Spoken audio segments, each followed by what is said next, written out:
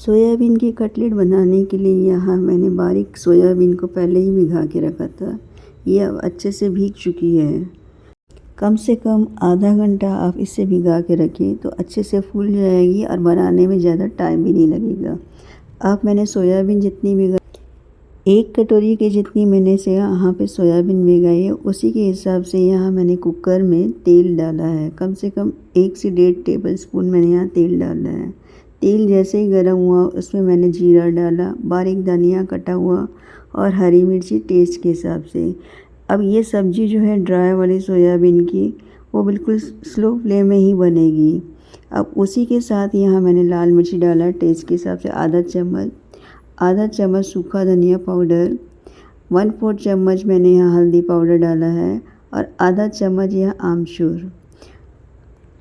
यहाँ पे आप गरम मसाला भी डाल दीजिए। मैंने गरम मसाला बाद में डाला क्योंकि मेरे से छूट गया था।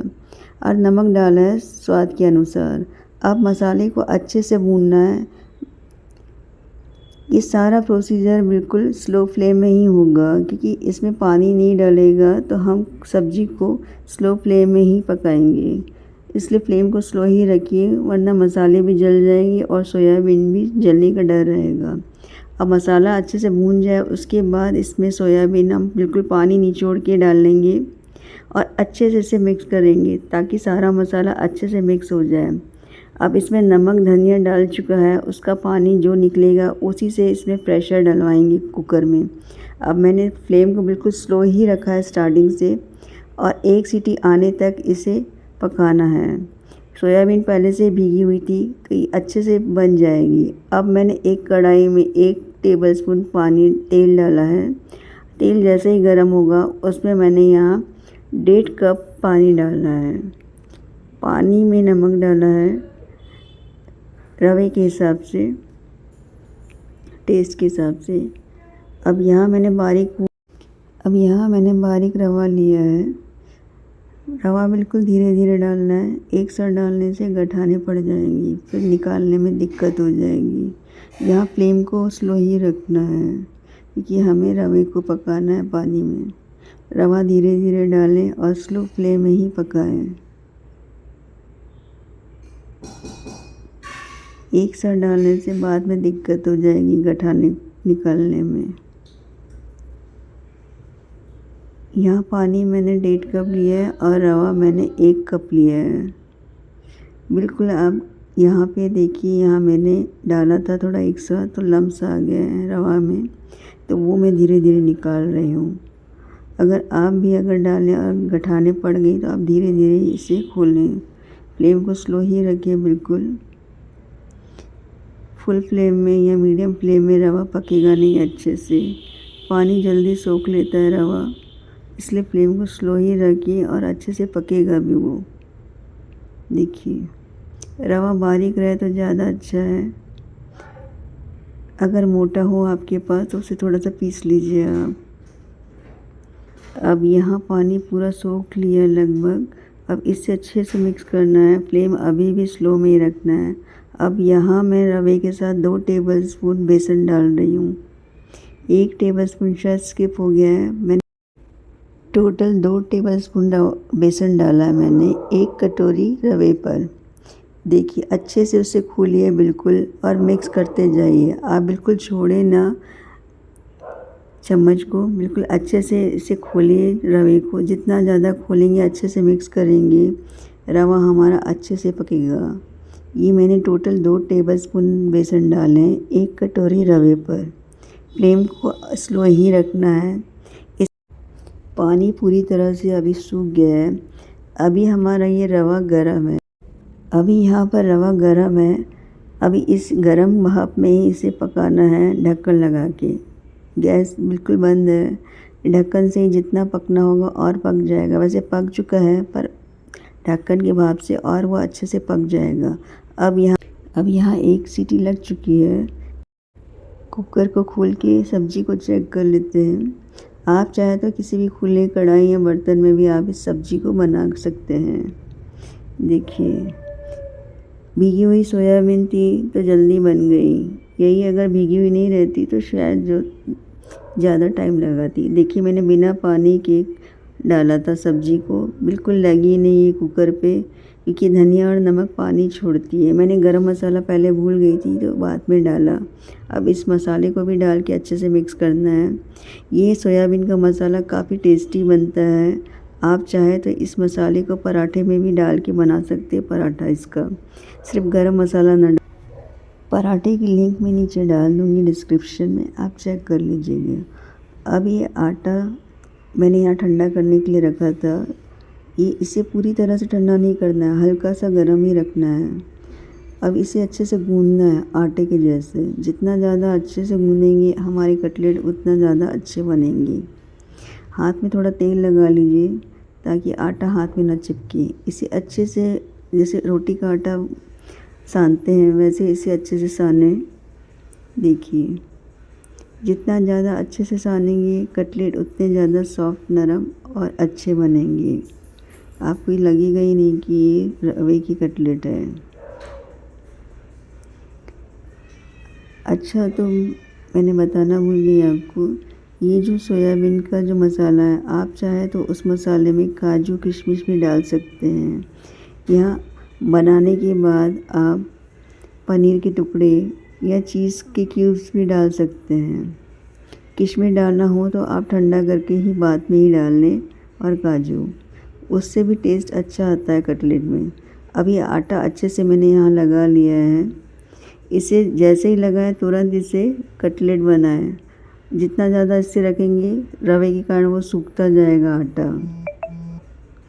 अब यहाँ आपको जिस साइज़ का पसंद हो कटलेट, उस साइज़ का यहाँ पे आटा लीजिए। पहले हाथ में गोल गोल कीजिए आप, फिर हथेली में इसे थोड़ा सा थपथपाइए, फिर एक कैविटी बनाइए। जैसे आलू के पराठे के लिए हम छोटी सी कटोरी बनाते हैं गहरी वाली, उस हिसाब से इसे हाथ में उठा के हथेली में और स्टफिंग डालें। आप जितनी बड़ी लोई उठाएंगे उस हिसाब से ये कैविटी बनाइए। मसाला डालने के बाद इसे अच्छे से सील करिए। अब आप इसी समय पनीर के टुकड़े या चीज़ का एक क्यूब डाल सकते हैं, उससे भी टेस्ट अच्छा आएगा। न डालेंगे तो भी ये काफ़ी अच्छा टेस्टी कटलेट बनेगा आपका। एक बार आप इसे ज़रूर ट्राई करके मुझे कमेंट करके बताइएगा कि आपको ये रेसिपी कैसे लगी। मसाला जैसे ही डाला इसे अच्छे से सील करिए और ऐसे दबा दीजिए। फिर हाथ में हल्के हाथ से इसे गोल गोल कीजिए। ये देखिए बन गया। काफ़ी अच्छे कटलेट बनते हैं। इस ऐसे ही मैं सारे कटलेट तैयार कर लेती हूँ। यहाँ मेरे मीडियम साइज़ के 11 कटलेट बन गए थे। आप मसाला अपने आटे के हिसाब से बनाइएगा। यहाँ मैंने रवे में 2 टेबलस्पून बेसन डाला था। आप चाहे तो बेसन की जगह 2 टेबलस्पून मैदा भी डाल सकती हैं। मैंने इस तरीके से कटलेट पहले भी अपने वीडियो में डाला था। उसकी स्टफिंग मैंने कॉर्न और चीज़ की डाली थी, उसकी भी लिंक मैं डिस्क्रिप्शन में डाल दूँगी। आप प्लीज़ चेक कर लीजिएगा और एक बार देखिएगा कि वो वाली भी रेसिपी आपको कैसी लगी। देखिए, ये काफ़ी आसानी से और जल्दी बन जाते हैं। जिसे आलू नहीं खाना हो या जिसे आलू पसंद ना हो, वो इस तरीके से जल्दी बना सकता है। काफ़ी जल्दी बन जाते हैं, ना आलू बॉईल करने का झंझट न किया। देखिए, यहाँ मीडियम साइज़ के मेरे 11 कटलेट बने, 1 कटोरी रवा से। अब यहाँ मैं बहुत अच्छी चटनी बना रही हूँ। एक मिक्सी के जार में यहाँ धनिया लिया है। आप चाहे तो यहाँ पुदीना भी ले सकते हैं, मैंने सिर्फ धनिया लिया है। उसी के साथ मैंने यहाँ नमक लिया है टेस्ट के हिसाब से, और हरी मिर्ची डाली है, और अदरक का छोटा टुकड़ा, मिर्ची टेस्ट के हिसाब से डालिए आप, और थोड़ा सा जीरा, यानी 1/4 चम्मच जीरा। इसे मैंने पहले बिना पानी के पीस लेना है, क्योंकि इसमें दही डलेगी। दही में पानी न डालें तो ज़्यादा अच्छा है, चटनी का टेस्ट ज़्यादा अच्छा आएगा। देखिए, ये बिना पानी के बराबर नहीं पिसवाई, दरदरी हो गई। तो मैं क्या करती हूँ, इसमें आधा चम्मच दही डालती हूँ ताकि वो अच्छे से मिक्स हो जाए और थोड़ा सा ब्लेंड हो जाए। देखिए, ये पहले से अभी बैटर हो गया है। अब इस जो थोड़े से दही के बैटर से चटनी जो मैंने बनाई है, इसे मैं बाकी की दही में मिक्स करूँगी जितनी मुझे चटनी चाहिए। उस दही को मैं पहले फेंट लूँगी, चम्मच या फोर्क से आप फेंट लीजिएगा, आपको जिससे पसंद हो, या विस्कर से भी फेंटना हो तो आप फेंट सकती हैं। अच्छे से स्मूथ होने के बाद ये जो बनी हुई चटनी है वो इसमें मैं मिक्स कर लूँगी। अच्छे से मिक्स करने के बाद ये बिल्कुल ग्रीन कलर की हो जाएगी। यहाँ आप दही में पानी न डालें, दही आपकी चक्के वाली हो तो ज़्यादा अच्छा।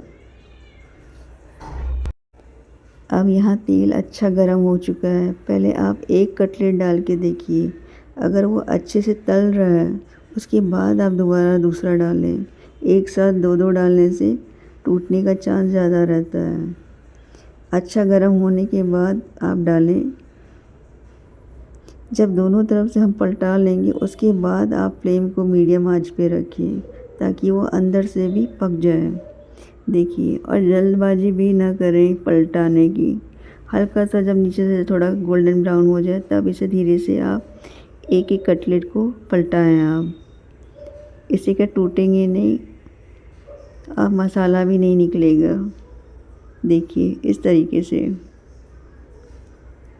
दोनों तरफ से जब गोल्डन ब्राउन हो जाए और लगे कि बस अब ये अच्छे से गोल्डन ब्राउन हो चुके हैं हल्के हल्के, तब आप मीडियम फ्लेम में रखिए ताकि वो अंदर से भी सेक जाए। अब इस कलर में इसे निकालिए तेल झाड़ के। देखिए, आप कह सकते हैं कि ये बिना आलू के कटलेट हैं। ये काफ़ी टेस्टी और अच्छे और लाइट है खाने में। आलू के कटलेट हैवी लगते हैं, पर आप इसे एक बार बना के देखिए। देखिए, अब मैं इसे आपको तोड़ के दिखाती हूँ।